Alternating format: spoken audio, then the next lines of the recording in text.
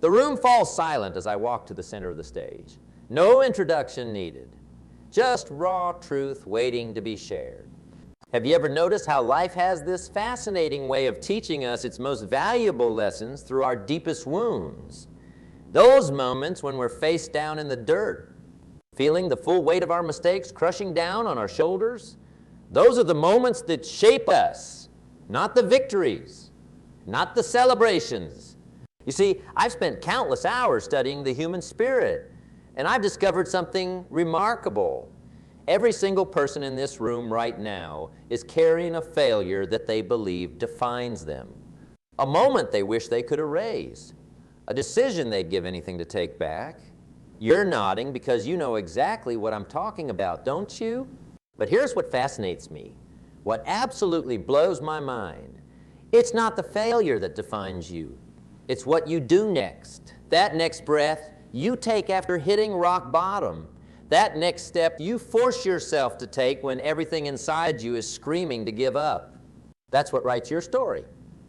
Let me share something with you that might change the way you look at failure forever. Every morning, millions of people wake up and immediately start running from their failures. They bury them deep, hide them away, pretend they never happened. But what if I told you that your biggest failure, that thing you're most ashamed of, could become the foundation of your greatest achievement? You're sitting there thinking, that's impossible. You don't know my failure. You don't know how bad it was. And you're right, I don't. But what I do know is this: the size of your failure is directly proportional to the size of your potential breakthrough. Think about that for a moment. The deeper the hole you've dug yourself into, the higher the mountain you can build from that dirt. It's not just positive thinking. It's physics. It's nature. It's the fundamental law of transformation. Have you ever watched a butterfly emerge from its cocoon? Scientists once tried to help a butterfly by carefully cutting open its cocoon, thinking they were doing it a favor. Do you know what happened? The butterfly died. Why? Because the struggle to break free from the cocoon is what forces fluid into the butterfly's wings, making them strong enough to fly. The very thing that looks like a struggle, that looks like failure, is the exact thing creating the strength needed for success. Your failures are your cocoon. Your struggles are your strengthening. But here's the key. You have to stop seeing failure as your enemy and start seeing it as your trainer, your teacher, your path to transformation. I want you to do something right now. Close your eyes. Think about your biggest failure, that one that makes your stomach turn, that one that still keeps you up at night. You got it. Now, instead of pushing it away like you usually do, I want you to feel its weight, feel its presence, because we're about to transform it into your greatest teacher. You see, failure isn't just an event. It's information. Rich, valuable, priceless information. When you failed, you didn't just lose something. You gained access to a treasure trove of wisdom that success could never teach you. But most people never unlock this wisdom because they're too busy running from the failure itself. Let me ask you something. What if every great success story you've ever heard was actually a failure story in disguise? What if the only difference between a stepping stone and a stumbling block is how you use it? Consider this as a single day. We're surrounded by things that started as massive failures. Did you know that the pacemaker, a device that has saved millions of lives, was invented by accident when its creator was trying to record heart sounds and used the wrong resistor? He failed at his original goal, but stumbled upon something far more valuable. But it's not just about inventions or business successes. It's about life, real life, your life. The parent who failed their child and transformed that pain into becoming the mentor they wished they'd had. The entrepreneur who lost everything and used those lessons to build something even more meaningful. The student who failed their exams but discovered their true calling in the process. These aren't just nice stories. They're blueprints. They're proof that failure isn't final unless you decide it is. But here's what makes the difference. These people didn't just move on from their failures. They moved through them. They didn't just survive their failures. They studied them And that's what we're going to do today. We're going to dive deep into the anatomy of failure and success. We're going to uncover the hidden patterns that turn devastation into dominance, setbacks into comebacks, and wounds into wisdom. But I need to warn you, this journey isn't for everyone. Some people prefer the comfort of their familiar pain over the discomfort of transformation.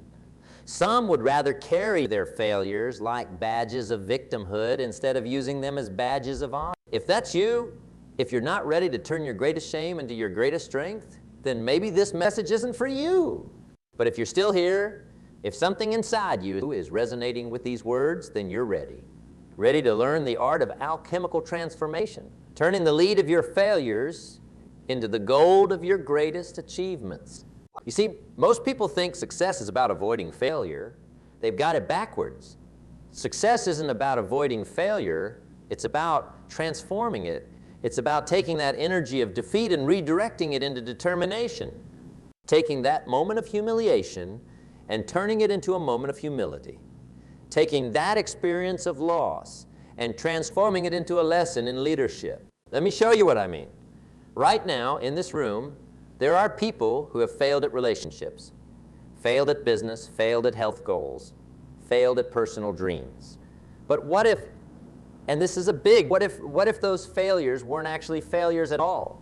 What if they were simply the first drafts of your success story? Think about writing a book.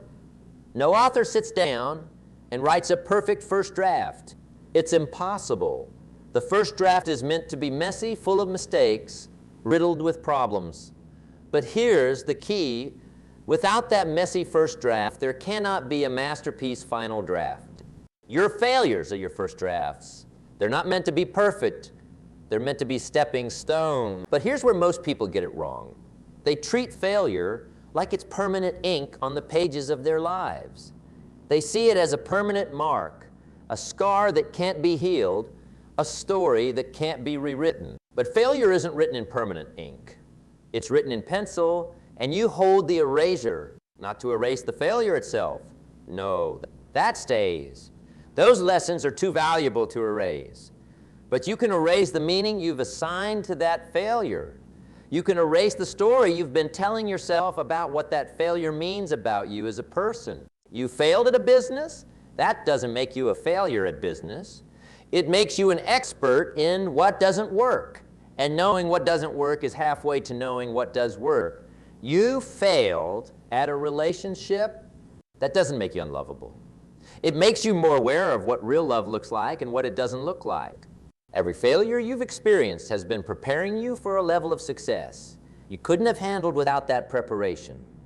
But you have to be willing to see it that way. You have to be willing to mine your failures for the gold that's hidden within them. Here's the beautiful truth about failure that nobody tells you. It's the only path to authentic success. Not the kind of success that looks good on paper, but the kind that resonates in your soul. The kind that lasts. The kind that matters. You know why most people never achieve their dreams? It's not because they're not talented enough. It's not because they're not smart enough. It's because they're not willing to fail enough. They're not willing to look foolish enough. They're not willing to be uncomfortable enough. Let me share something profound with you. Every single person who's ever achieved anything meaningful has failed more times than the average person has even tried. Think about that for a moment. The difference between average and exceptional isn't talent. It's tolerance for failure, tolerance for temporary defeat, tolerance for looking less than perfect while you figure things out. But here's where it gets really interesting. The way you handle failure isn't just about resilience, it's about recognition. Recognition of the patterns, recognition of the lessons, recognition of the opportunities hidden within every defeat. Have you ever noticed how some people can go through exactly the same failure as someone else, but come out of it completely different? One person is destroyed by it, while another is developed by it. What's the difference? It's not the failure. It's the framework, the mental framework they use to process and perceive that failure. Let me give you a tool right now that will transform how you look at failure forever. I call it the 3 R's of failure transformation. First, recognize Most people try to run from failure so fast, they never actually stop to understand what really happened. They're so busy escaping the pain that they miss the lesson. But you can't transform what you don't understand. You need to look your failure in the eye, study it, analyze it, not with shame, but with curiosity, not with judgment, but with genuine interest. Ask yourself, what exactly went wrong? Not who's to blame. That's not the point. What specifically didn't work? What assumptions did you make that turned out to be incorrect? What signals did you miss? What patterns can you identify? This isn't about beating yourself up. It's about beating the pattern. Because here's the truth. Failure is rarely random. It's usually the result of specific patterns of thinking and behavior. Find the pattern and you find the power to change it. Second, reframe. This is where the magic happens. This is where you take that failure and change its meaning. Remember, events don't have meaning until we assign meaning to them. Your failure is not a verdict. It's raw material. It's not an ending. It's a beginning. But only if you choose to see it that way. When you got rejected, was that really failure? Or was it redirection to something better? When you lost everything, was that really the end? Or was it the universe clearing the deck for something new? When you hit rock bottom, did you really fail? Or did you just discover what your foundation needs to be built on? I want you to think about something that you consider a massive failure in your life right now. Got it. Now, I want you to find 3 ways that this failure might actually be setting you up for success. 3 ways this apparent defeat might be preparing you for victory. They're there, I promise you, but you have to be willing to look for them. Maybe that business failure taught you invaluable lessons about what customers really want. Maybe that relationship failure showed you what you really need in a partner. Maybe that personal failure revealed strengths you never knew you had. Third, redirect. This is where you take the energy of failure and point it in a new direction. Failure creates energy, lots of it. Pain creates power. Defeat creates drive, but only if you redirect it properly. Think about martial arts. The fundamental principle of many martial arts isn't about meeting force with force. It's about redirecting the opponent's energy. That's what we're doing with failure. We're not fighting it. We're redirecting its energy toward our new goals. When you fail, you generate massive emotional energy. Most people waste this energy on regret, self-blame, or trying to figure out who else they can blame. But what if you took all that energy and redirected it into learning, into growing, into building something new? This is where real transformation begins. This is where failures become fuel. This is where setbacks become setups for comebacks. But you have to be intentional about it. You have to be strategic.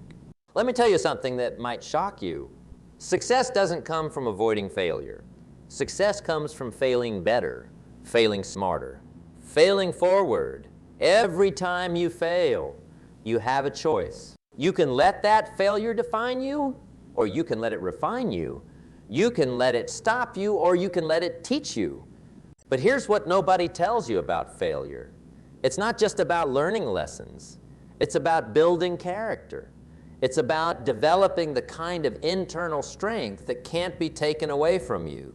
It's about becoming the kind of person who can handle the success when it comes. You see, success without the character development that comes from handling failure, well, is usually temporary. It's fragile. It's shallow. But success that's built on transformed failure, that's unshakable. That's sustainable. That's real. Think about diamonds for a moment. Do you know what creates a diamond? Pressure. Intense pressure. Without that pressure, it would just remain cold. Your failures are that pressure. They're not destroying you. They're transforming you. They're turning you into something more valuable, more beautiful, more unbreakable. But here's the catch. Just like a diamond doesn't form overnight, this transformation takes time. It takes patience. It takes persistence. Most importantly, it takes presence. You have to be present in your failure, present in your learning, present in your transformation. That's why running from failure never works. That's why numbing the pain of failure never helps. That's why blaming others for your failures keeps you stuck. You have to be present. You have to be engaged. You have to be willing to feel the full weight of the failure while simultaneously holding on to the vision of what it's creating in you. Let's talk about something that most people never consider, the anatomy of transformation, because turning failure into success isn't just about positive thinking, it's about positive action. It's about systematic transformation. You see, every failure contains within it the seeds of an equivalent or greater success. But you have to know how to plant those seeds. You have to know how to nurture them. You have to know how to harvest them when the time is right. The first step in this process is something I call emotional alchemy. This is where you take the raw emotions of failure, the disappointment, the shame, the anger, the fear, and transform them into something useful, something powerful, something productive. Most people let these emotions paralyze them. They get stuck in what I call the failure loop, replaying the failure over and over in their minds, each time feeling worse about themselves, each time becoming more convinced that they're not capable of success. But what if you could take that same emotional energy and redirect it? What if you could take that anger and turn it into determination? What if you could take that shame and turn it into humility? What if you could take that fear and turn it into focus? This isn't about denying these emotions. It's about directing them. It's about using them as fuel instead of letting them use you as a victim. Every emotion you feel after a failure is potential energy. The question is, what are you going to do with that energy? Let me give you a practical tool for this. The next time you feel the sting of failure, don't run from it. Don't try to numb it. Instead, ask yourself this question: what is this emotion trying to teach me? What power is hidden within this pain? If you're feeling anger, maybe that's the energy you need to make changes you've been putting off. If you're feeling shame, maybe that's the catalyst for developing genuine humility and wisdom. If you're feeling fear, maybe that's exactly the motivation you need to prepare better next time. But here's where most people get stuck. They try to skip the emotional part and go straight to the logical part. They try to analyze their failure before they process their feelings about it. That's like trying to read a book in the dark. You need emotional clarity before you can have intellectual clarity. That's why the most successful people I've studied don't just have high IQ. They have high EQ. They know how to process their emotions in a way that serves their growth instead of sabotaging it. Think about it this way. Every failure triggers two things: an emotional response and an opportunity for growth. Most people get so caught up in the emotional response that they completely miss the opportunity for growth. But what if you could use that emotional response as a spotlight to illuminate the opportunity? This brings us to the second major principle of failure transformation, what I call strategic extraction. This is where you mine your failure for everything valuable it contains. Because believe me, there's gold in that pain if you know how to extract. Every failure contains at least 7 types of valuable information. What didn't work and why? What assumptions were wrong? What you didn't know, you didn't know. What strengths you discovered under pressure? What weaknesses need attention? What relationships revealed themselves as genuine? What new opportunities emerged from the ashes? But here's the key. You have to look for all 7. Most people only look for 1 or 2. Usually focusing on what went wrong and who's to blame. But that's like finding a gold mine and only mining for copper. You're missing the most valuable elements. Let me show you how this works in practice. Think about your most recent failure. Now, instead of just focusing on what went wrong, ask yourself these questions. What did this failure reveal about my preparation that I can improve? What skills did I discover I need to develop? What connections or resources did I learn I need to build? What parts of my approach actually worked, even though the overall outcome wasn't what I wanted? What did I learn about myself that I never would have learned otherwise? What doors closed? And more importantly, what new doors opened because of this failure? What beliefs about myself or the world did this failure challenge or confirm? You see, when you start asking these questions, something magical happens. The failure stops being just a painful event and starts becoming a valuable teacher. It stops being something that happened to you and starts being something that happened for you. But there's a third principle that's equally important, what I call immediate integration. This is where you take what you've learned and immediately begin applying it. Not tomorrow, not next week, not when you feel ready. Now, most people make the mistake of waiting until they feel confident again before taking action. But here's the truth. Confidence doesn't come before action. Confidence comes from action. Small actions consistently taken rebuild confidence faster than any amount of positive thinking. That's why I want you to do something right now. I want you to take out your phone or a piece of paper and write down one specific action you're going to take in the next 24 hours based on what you've learned from your biggest failure. Not a vague intention, not a general goal, a specific concrete action that you can complete in 24 hours or less. Because here's what I've learned.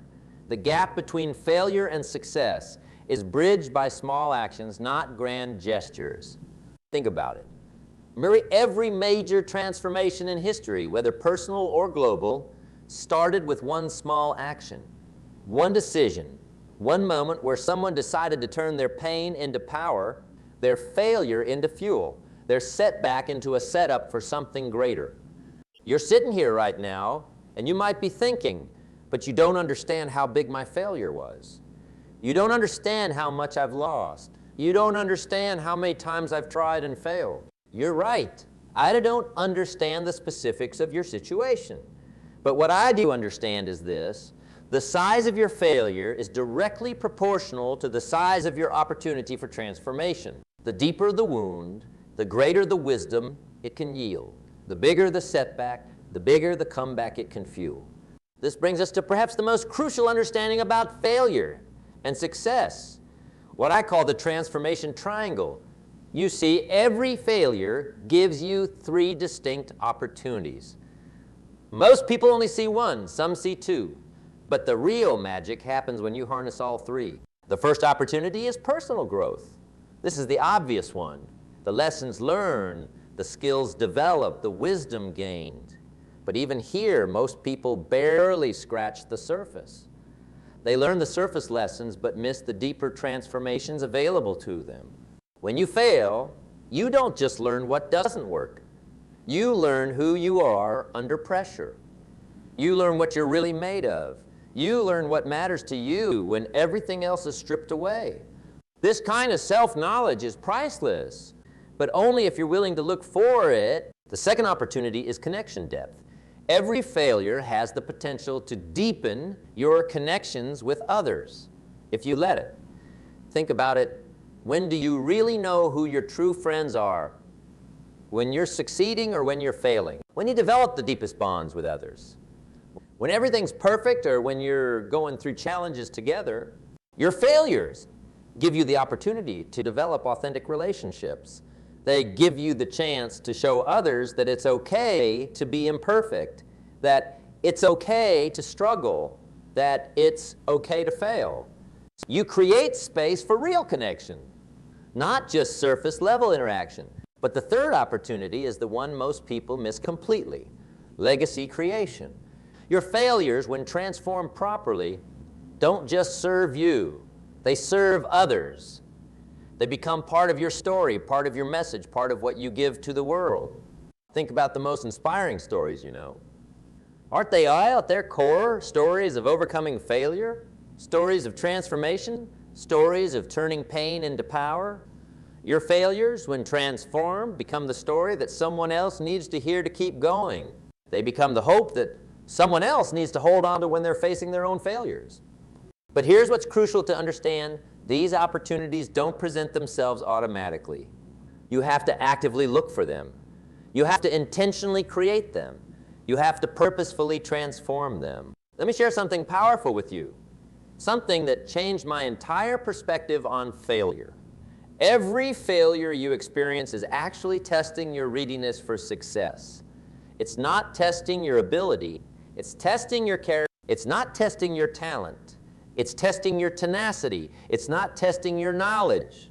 It's testing your resilience. When you start seeing failure this way, everything changes. Instead of asking, why is this happening to me? You start asking, what is this preparing me for? Instead of saying, I can't handle this, you start saying, this is handling me. This is shaping me into someone stronger. But let's get practical for a moment.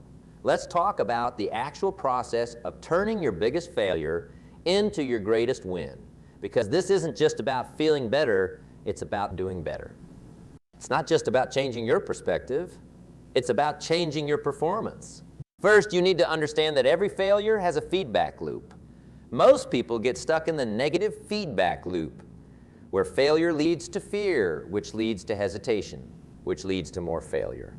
But you can create a positive feedback loop, where failure leads to learning, which leads to growth, which leads to better attempts, which leads to eventual success. The key is in how you process each failure. Instead of asking, why did I fail? Start asking, how can I fail better next time? Instead of asking, what's wrong with me? Start asking, what's next for me? Instead of asking, how long will this pain last? Start asking, how can I use this pain to last longer in my next attempt? This brings us to what I call the failure acceleration principle. Most people think that success comes from minimizing failure. But what if the opposite is true? What if the fastest path to success is actually through accelerated failure? What if the goal isn't to fail less, but to fail faster, fail smarter, and fail forward? Think about learning to ride a bike. How do you learn? By trying to avoid falling. No, you learn by falling, adjusting, and trying again. Each fall teaches you something about balance. Each failure moves you closer to mastery. The kids who learn the fastest aren't the ones who fall the least. They're the ones who get back up the same principle applies to everything in life. Want to build a successful business? Fail faster? Test more ideas? Launch more products? Get more feedback? Want to build better relationships? Be willing to be vulnerable faster? Share more authentically? Risk rejection more often? Want to achieve your dreams? Be willing to fail more frequently in pursuit of them. But here's the key. It's not just about failing more. It's about failing better. Each failure should be more sophisticated than the last. Each setback should teach you something new. Each defeat should move you closer to victory. This is where most people get stuck. They keep failing at the same level, making the same mistakes, repeating the same patterns. But true transformation comes from elevating your failures, from failing at higher and higher levels, from making new mistakes instead of repeating old ones. Remember this, the quality of your failure determines the quality of your success. If you're going to fail, and you are, because everyone does, fail magnificently. Fail pushing your boundaries. Fail growing, stretching, reaching for something meaningful. As we come to the close of our time together, I want to leave you with this final thought. Right now, in this room, there are two types of people. There are those who will leave here and continue to run from failure, continue to hide from it, continue to let it diminish them. And there are those who will leave here and start seeing failure differently, start using failure differently, start transforming failure differently. The choice is yours. But remember this, every great success story started with a failure story. Every breakthrough began with a breakdown. Every victory was preceded by defeat. The only question is, what story are you going to write with your failures? You have everything you need right now to start transforming your biggest failure into your greatest win. You have the tools, you have the understanding, you have the power. The only question is, do you have the courage? The courage to face your failures honestly. The courage to learn from them deeply. The courage to transform them completely. Because here's the truth. Your next level of success is not waiting for you to become perfect. It's waiting for you to become powerful. And that power comes from transformed failure. It comes from knowing that you can fail and rise, fall and recover, lose and learn. That's not just resilience, that's transformation. So take your failures, all of them. Take your setbacks, your defeats, your disappointments, and instead of seeing them as weights that hold you down, start seeing them as weights that build you up. Start seeing them as the raw material for your greatest achievements. Start seeing them as the foundation for your future success. Because in the end, it's not about avoiding failure. It's about transforming it. It's not about escaping pain. It's about using it. It's not about being perfect. It's about being powerful. And that power comes from knowing that every failure you face can become fuel for your greatest victories. The choice is yours. The time is now. The transformation awaits. What will you do with it?